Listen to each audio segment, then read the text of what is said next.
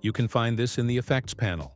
Just drag and drop it onto your clip, and you'll see that it automatically will start analyzing and will take a couple of seconds or minutes or hours, depending on the length of your clip. Now keep in mind that the more steady you shot your video, the easier it will be for Premiere to stabilize it. Now the warp stabilizer is currently using its default settings, and you can adjust these if you want. Let's have a look at the results. You can either choose for smooth motion or no motion. In this case, I was walking around, so I want some motion in my shot if I were to shot this handheld, but I wanted to have a tripod look, then I would pick no motion. Next up is smoothness level.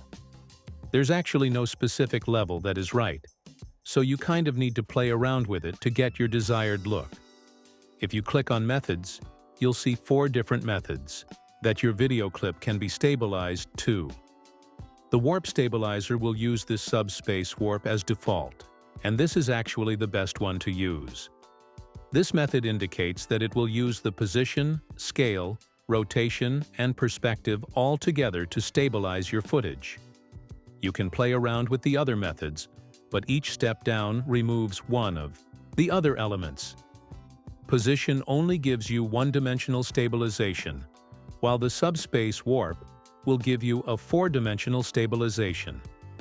If you check the Preserve Scale box, it will not scale your footage, but it doesn't always look so good, so I tend to keep this unchecked. If you think that your new framing isn't that good, you can always check this box, of course.